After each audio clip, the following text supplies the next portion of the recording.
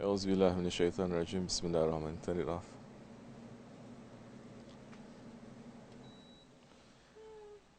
أعوذ بالله من الشيطان الرجيم بسم الله الرحمن الرحيم. دستور مدد يا صاحب السيف شيخ كبسي رباني مدد. We are asking support from our Shaykh Sahib al-Saif Shaykh Kibsi Rabbani in these times of challenges, in these times of test, in these times that he has said over and over again, the hard days they are going to follow, the difficult days they are going to follow, the confusing days they are going to follow. We are in them. So what happens when you are in days of confusion, situations of confusion? You're going to remain in confusion? No. You're going to look for those ones who are not in confusion, those ones who have clarity, they are clear, they know what to do, they have a vision, and you're not going to follow your ego, you're not going to be in ghaflat, you're going to listen to them. You're going to consult them, not only following your ego.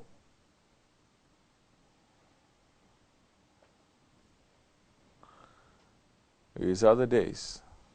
And these are the days, especially Shaykh Efendi's Jamaat, where I don't think you're going to get away with things. As Shaykh Effendi already said, privately, things that you are doing between you and Allah. But if you have a job that you are doing that concerns everyone, that concerns Shaykh Effendi, that is your work, you have no excuse that time. You cannot say, I didn't follow up. MashaAllah. That's showing now your level. That's showing now your sincerity. Because you drop it. You can train and train and train and train and train. And you put in the front line. Now you put in the front line, you train for all of that. But you're sleeping. The enemy come and they break through and finish everyone. You cannot say now, oh, I didn't follow through. Oh, I didn't hear that part. You are in the same room. Why are you not hearing? Why are you in ghaflat? Yeah, you don't like to hear these things. But we are in the front lines. How many times are we saying that? You're supposed to watch more things than I'm watching. But I have to watch my things. I have to watch your things, your things, your things, everyone's. Then when are you going to grow? How are we going to be then a strong Jamaat?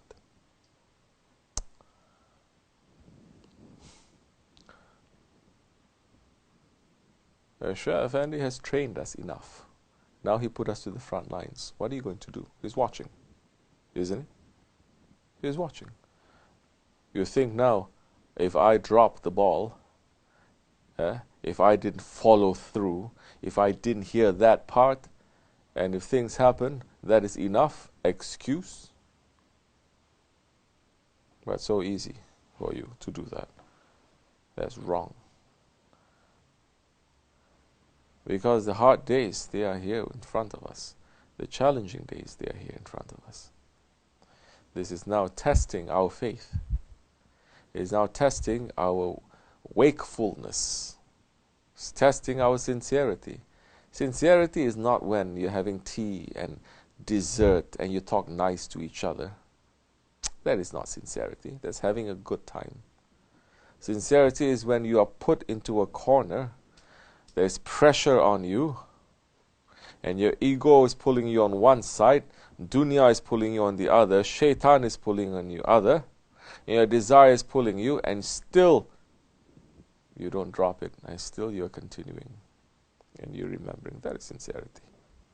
Well, guess what? We have come to that part where there's going to be pull from every side. Shaykh Effendi, Hazrat Lari had trained us 2 years ago how to continue in times of distress. Now we finished the training, we should continue. But I'm watching some of you, you're still being in ghaflat. I don't care if after that you cry and you say, oh, I want to kill myself. I don't care for it. The damage is already done. And usually, when you mess up, you don't clean up. We have to clean up anyway. So, what we saw today, there's an old saying from the Far East. If you regret in advance, you will profit from it. It will give you benefit. If you regret before you do the action, you regret, it will give you a benefit. If you regret after you've done the action, there's loss. So, it's showing now when I'm seeing the seriousness of your work, because you're not looking at the regret that may happen, you're looking at the benefit that may happen, or you don't care. If you're looking at the regret that may happen, the wrong things that may happen, you're going to watch a million things. To say a million things can go wrong, then you're going to remember. But so relaxed and so free. Better be careful. Awliya Allah, now their power have been unleashed. If you're not going to wake up, a big smack is going to come to you. I'm not going to stand in front to take it. Because you have a job, you do it. I have a job. I'm not going to carry your job. You are not going to carry my job.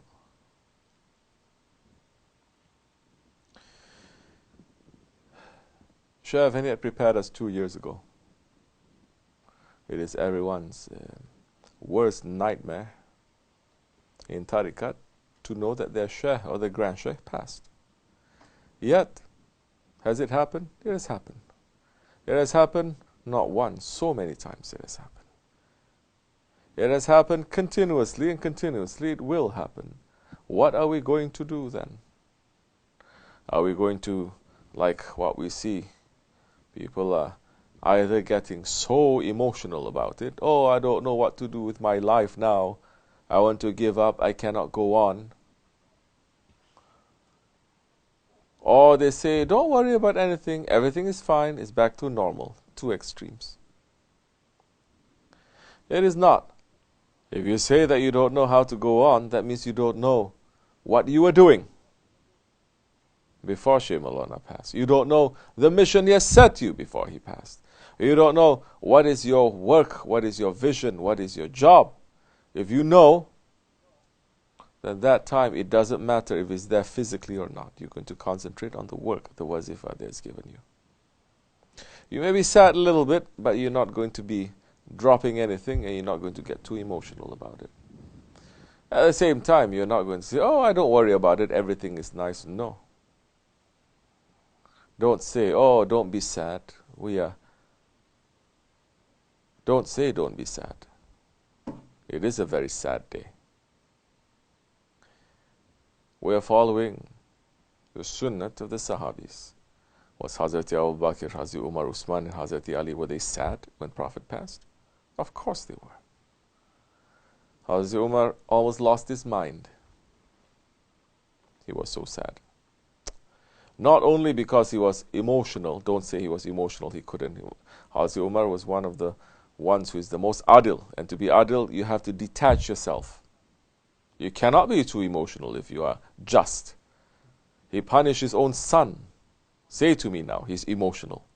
He punished his own son because for the sake of Allah. That his son was whipped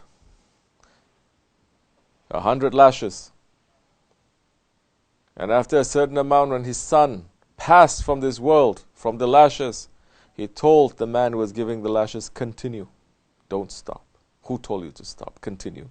This way he will not be punished in the grave or in the hereafter.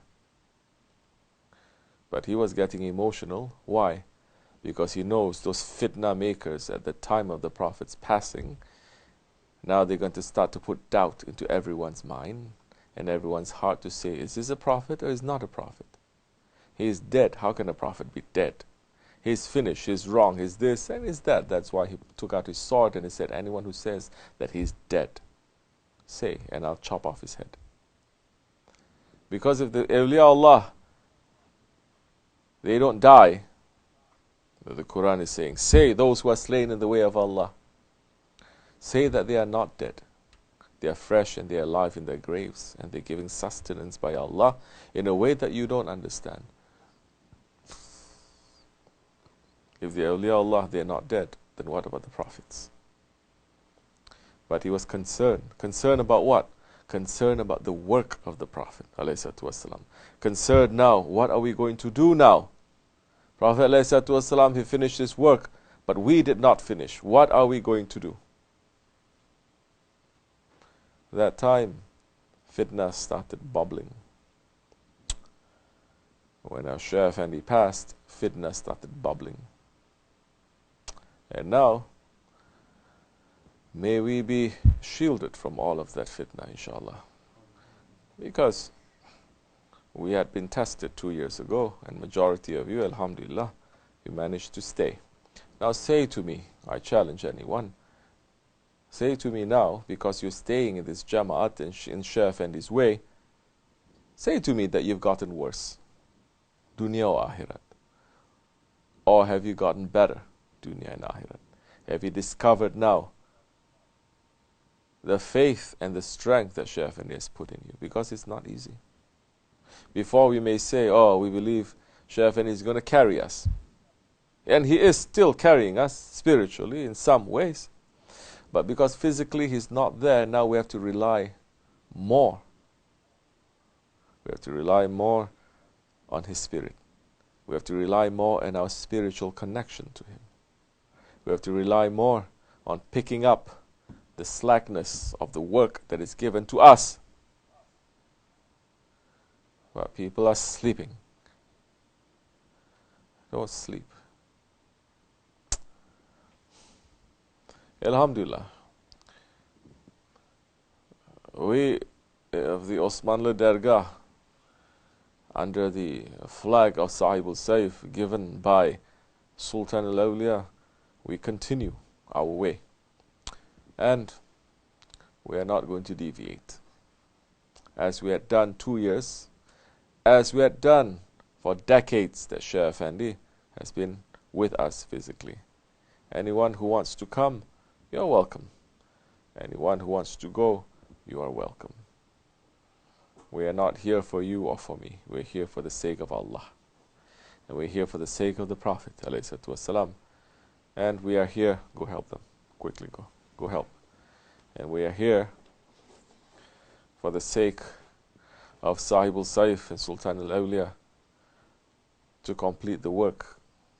We do not have a choice. Inshallah Rahman. May Allah subhanahu wa ta'ala make our job easier. May He give us more understanding and take us out from this ghaflat station. May more and more sincere people come to our way. And may there be more understanding and muhabbat in this jama'at to do the work that is given to us. For the sake of the Holy Prophet ﷺ, Sultanul Awliya and Sahibul Saif, Al-Fatiha. Amin. Assalamu alaikum wa rahmatullah. Inshallah Rahman, we'll see you tomorrow. This is a special broadcast for the Urs of our Grand Shaykh. And Inshallah Rahman, if you're able to, if you're watching me, if you're able to do some sort of zikr every night after Maghrib, do it. Whoever that is watching there from different parts of the world, the wakils, to do it. If people are coming, do it. If people don't come, you should do by yourself.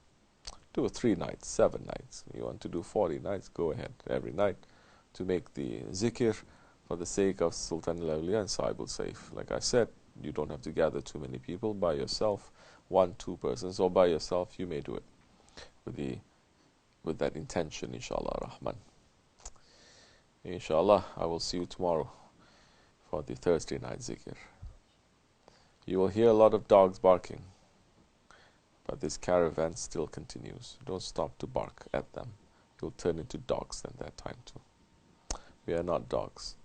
We are lions. Or at least we are following the line. Assalamu alaikum wa rahmatullah. Bismillah.